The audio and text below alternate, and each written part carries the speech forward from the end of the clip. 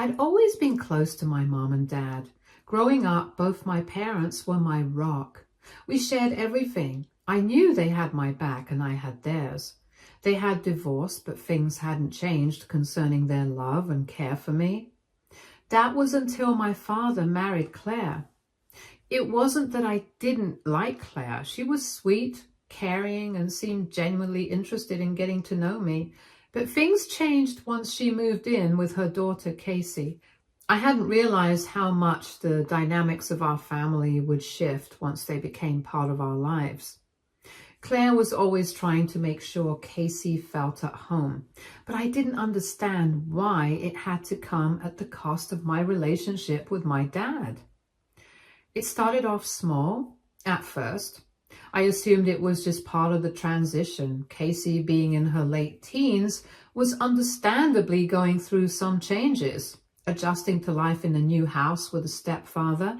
I tried to be patient, giving her space, and yes, even I'm a teenager. But as time went on, I couldn't help but notice that my dad began shifting his attention more towards her than me. Subtle at first. Little things like him spending more time with Claire in the evenings, leaving me to eat dinner alone, or how he'd always ask me to tone it down if I was ever upset about anything. It was as though my dad was tiptoeing around me, always making sure Casey and Claire were comfortable, while I was left to manage on my own. When I voiced my concerns, my dad would brush them off, telling me I needed to be more understanding. He'd say that I knew how hard it was for Casey and that she needed time to adjust, so we needed to make sure she felt comfortable. That was the problem. He never seemed to understand that it wasn't just about Casey feeling comfortable. It was about me feeling like I was being pushed aside. I wanted to scream, but instead, I tried to keep it together. I had always been the one who took care of him, who was there for him in his moments of need, but now it felt like none of that mattered. What about me? What about the years I spent being there for him when he needed me? Had I suddenly become invisible? Things got worse when Casey started coming up with excuses for everything. She would complain about the house, about my dad's cooking, and even about the way the furniture was arranged. My dad would jump up to change things, making sure she was comfortable, while I just sat there feeling like a guest in my own home. It wasn't even about the small annoyances anymore. It was about the glaring fact that my dad was always looking the other way just to make sure Casey didn't feel uncomfortable. I tried to keep the peace, I really did. I told myself it was just a phase and that once Casey got used to being around us, things would return to normal. But it only got worse. One evening, after Casey complained about something ridiculous, like how she didn't like the soap in the bathroom, my dad said it was time to have a family meeting. He wanted to discuss how we could all get along better. I was tired of pretending that everything was fine when it clearly wasn't. I agreed to the meeting, though I had a bad feeling about it. When we sat down, my dad started off by saying that Casey had been feeling a bit uncomfortable lately and that he thought we all needed to make some changes to help her feel more welcome here. He pointed out that I'd been spending a lot of time with my friends and he thought it was important for us to focus on family time. I blinked, trying to process what he had just said. Was he really suggesting that I spend less time with my friends, people who had always been there for me, to make Casey feel better? I was furious, but I kept my voice steady and I told him that this was my home too. And I asked why everything had to change for Casey when she was the one who was new here. He immediately went on the defensive, saying that he was just trying to make sure Casey felt at home. He said I knew this house inside and out, and that she was just adjusting and that I needed to be more patient with her. I couldn't hold it in anymore. I told him I'd been patient, but that wasn't the issue. I said that it wasn't just about patience anymore. It was about how he'd been treating her like the most important person in the house, and I was just left to figure things out on my own. I asked him, what about me? What about the years I'd spent here and the times I needed him? He looked away, his eyes showing a flicker of guilt, but he quickly covered it up with a shrug, and he said that he was just trying to make sure everyone was comfortable, and I needed to understand that things were different now. I was still his girl, but I had to understand that things couldn't stay the same. That was when I realized things had changed. My dad had changed. He was prioritizing Casey, and I was nothing more than an afterthought. That night, I lay awake in bed, staring at the ceiling. I kept replaying the conversation in my head. My dad's words echoed in my mind.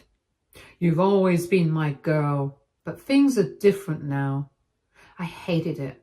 I didn't want to accept it, but I couldn't deny the truth. He had changed. I felt more invisible than ever. Update 1. The morning after my conversation with my dad, I couldn't shake the feeling of betrayal. Every moment replayed in my head like an endless loop. The way he'd brushed aside my feelings, the way Casey had become more important than our family dynamic. It all made me sick to my stomach. I needed to talk to someone. I needed someone who would understand, someone who wouldn't dismiss me as overreacting. And that someone was my mom. I dialed her number. The sound of the phone ringing felt deafening. When she picked up, I didn't hesitate. I needed to say everything before I lost my nerve. I started with a shaky voice, telling her what had happened with my dad. I explained how things had gotten worse with Casey living there and how my dad was more concerned with her comfort than mine. As I spoke, I could hear the sharp intake of breath on the other end. My mom had always been protective of me, but I never expected her to respond the way she did. My mom had remarried when I was 13. Her new husband, Frank, was a good man. They met when I was in school, and he treated me like his own daughter. He never tried to replace my dad, but had always been a supportive figure in my life. My mom didn't make a big deal of it. She introduced him to me beforehand and let me get to know him before anything serious happened. When they married, it felt right, natural. Frank never made me feel like I was competing for my mom's attention, and that's what made all the difference. My mom had always given me a choice. When she and Frank married, they made it clear that I could stay with them whenever I wanted. My dad had done the same, giving me the freedom to stay with either of them. It was a wonderful arrangement and I cherished it. But now, with my dad prioritizing Casey over me, everything has shifted. I didn't want to be the one who felt neglected in my own family. I paused, unsure of how my mom would respond. She listened carefully, and then, in her calm and steady voice, she told me she was going to send my brother to pick me up. She said he would be there in a couple of hours and I should pack my things because I was coming home. The relief I felt at that moment was overwhelming. Just knowing that someone, anyone, was on my side made all the difference. I wasn't alone in this. My mom had always been my biggest supporter, and now she was proving it once again. I had a half-brother, Luke, who was 5 years older than me. Him and I got along well. He was never the overbearing type, and I had always appreciated the space he gave me. He had a different father, and I had my dad, but despite the differences, we were close. When my mom remarried, Luke didn't make it awkward. He welcomed me into their family with open arms, and Frank had done the same. There was never any tension between us, and I always admired Luke's maturity and the way he handled things. He was a solid guy, dependable and honest. When my mom said she was sending Luke to pick me up, I felt a surge of comfort. He knew how to handle situations calmly, and I knew he'd have my back. I spent the next hour packing my things, the weight of the decision settling in my chest. I had been on my own for a long time, but now leaving my dad's house felt like cutting a final tie. I didn't want it to come to this, but what other choice did I have?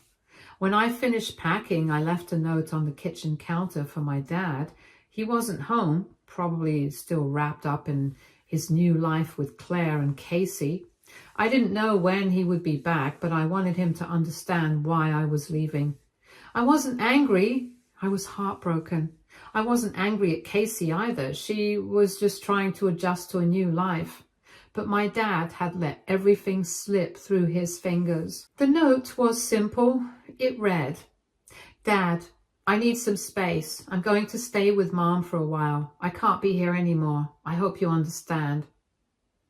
I wasn't expecting him to understand right away, but I needed him to know that I wasn't doing this out of spite. I was doing it because I needed to take care of myself.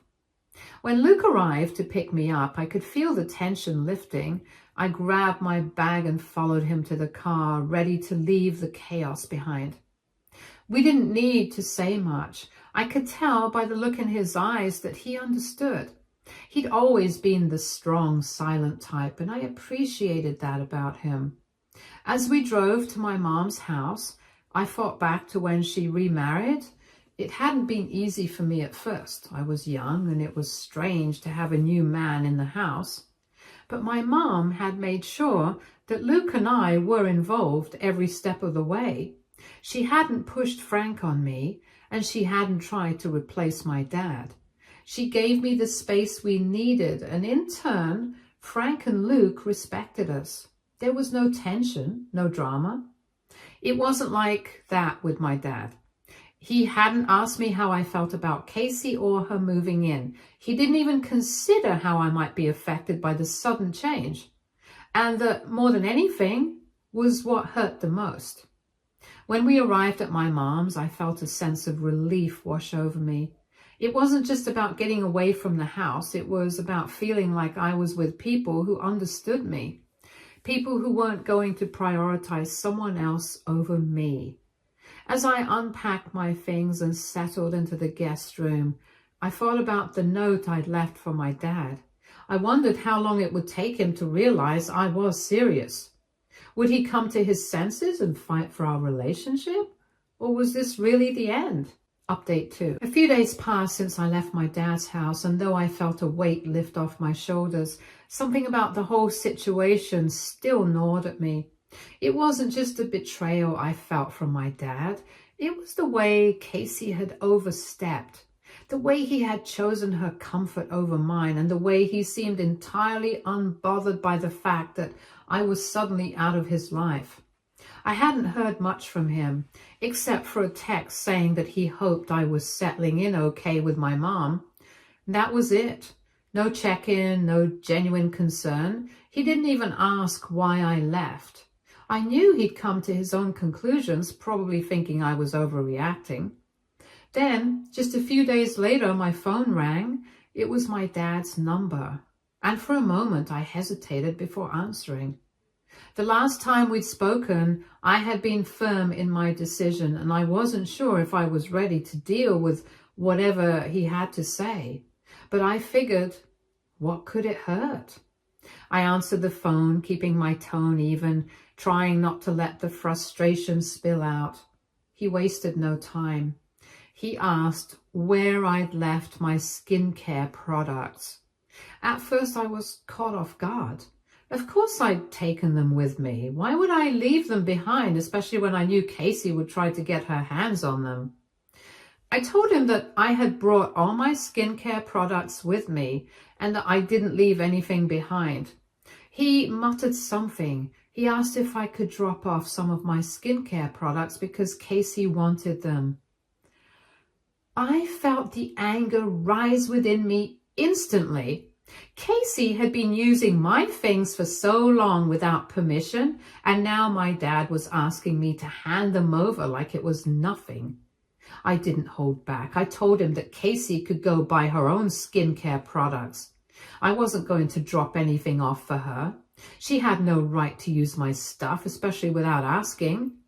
My dad tried to reason, claiming it was no big deal. He said that Casey was going through some things and maybe it would help her feel more comfortable if she used my products. He said I didn't need all of them and I should share. But I wasn't having it anymore. I asked him why he never did anything when Casey took my things before.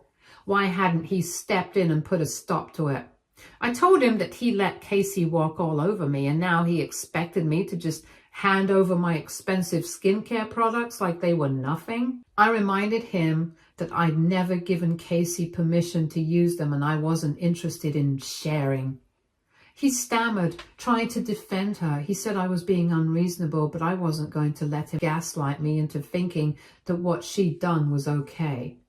I told him exactly what I thought. He had chosen her comfort over mine, and he had let her take my things without any regard for me.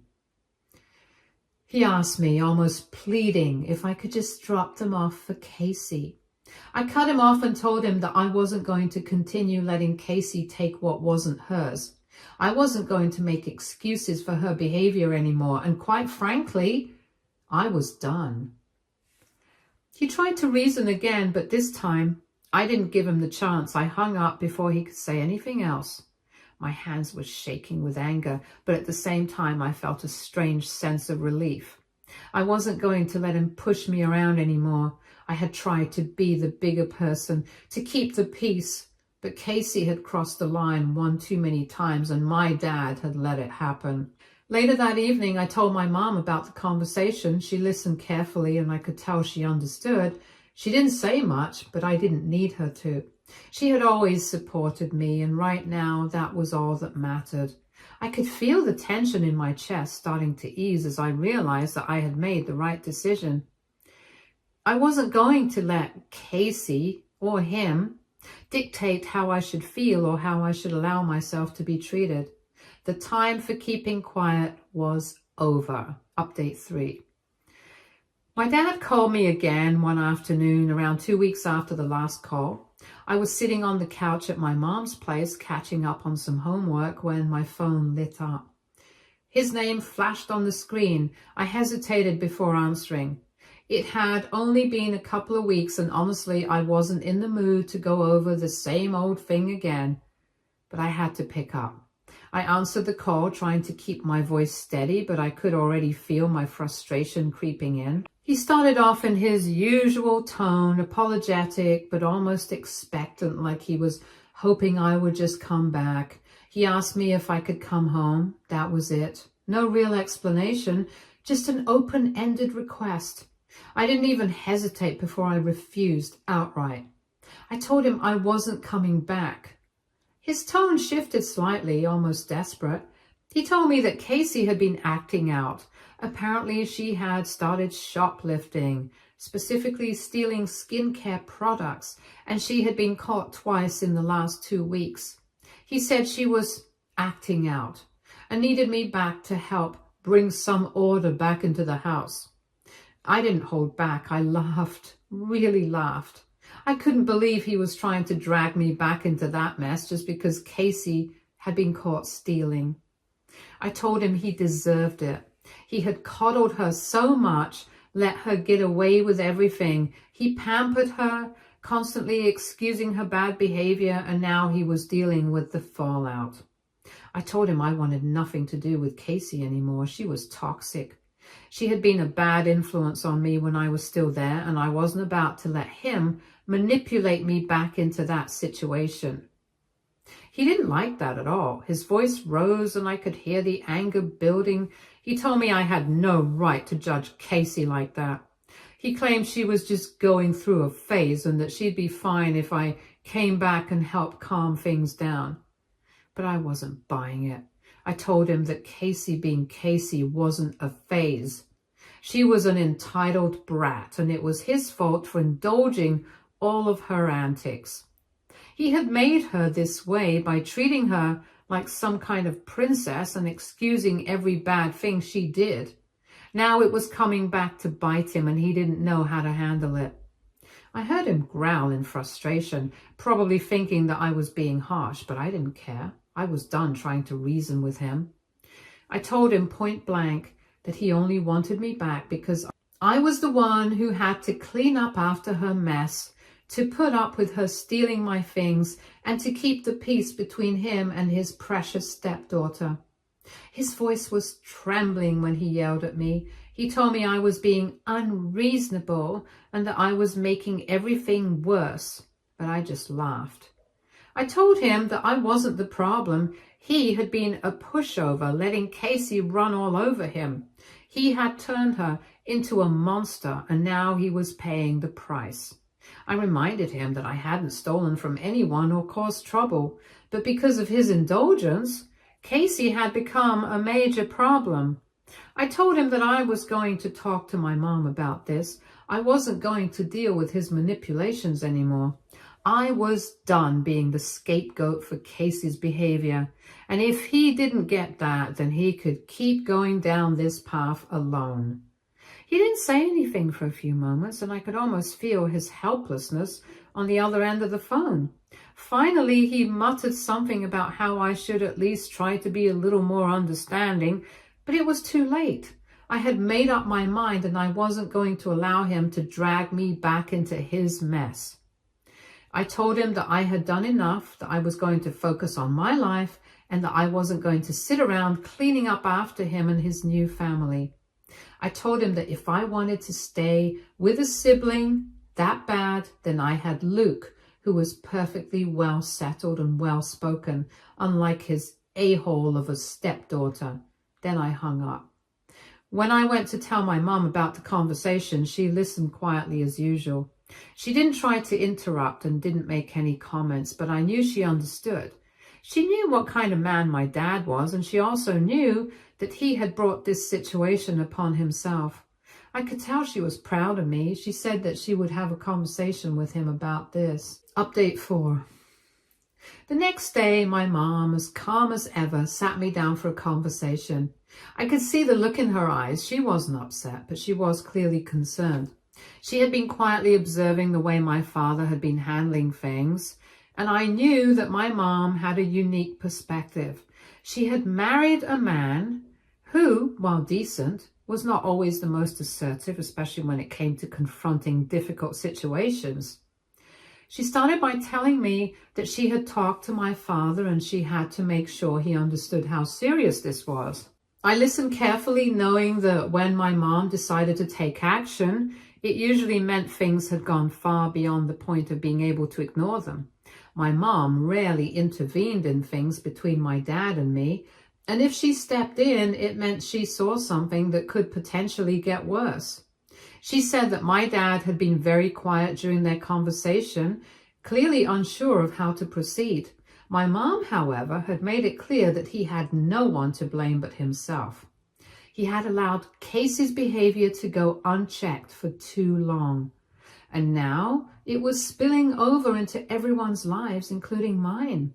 She told him that he needed to step up and act like a father, not a doormat. He couldn't just keep giving in to Casey's demands.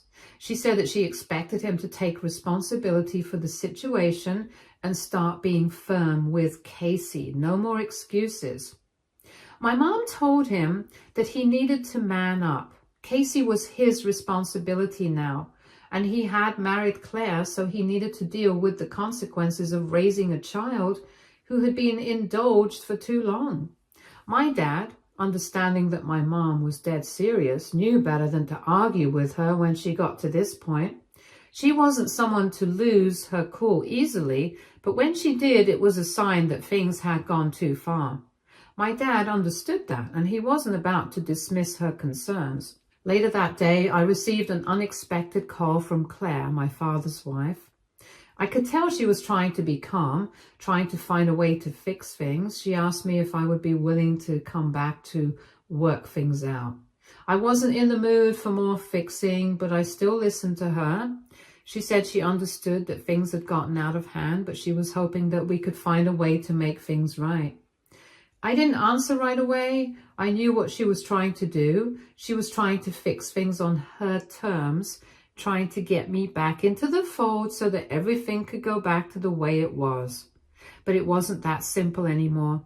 The damage had been done, and there was no way I could go back to being the person I was before all of this.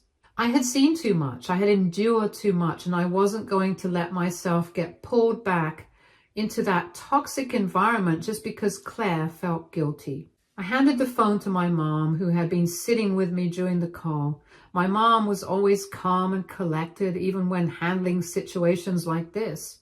She took the phone from me, and I watched as her demeanor changed. There was no anger, no frustration, just a quiet resolve. She had been through this before. She started by saying hello to Claire in a tone that was calm but firm. My mom told Claire that she understood her concerns about me, but I was staying with her. I wasn't going back until she and my dad could address the situation properly. She told Claire that we had been through this conversation with my father before, and we wouldn't tolerate this kind of behavior at all. She said that I wasn't a scapegoat and I wasn't going to be treated like one.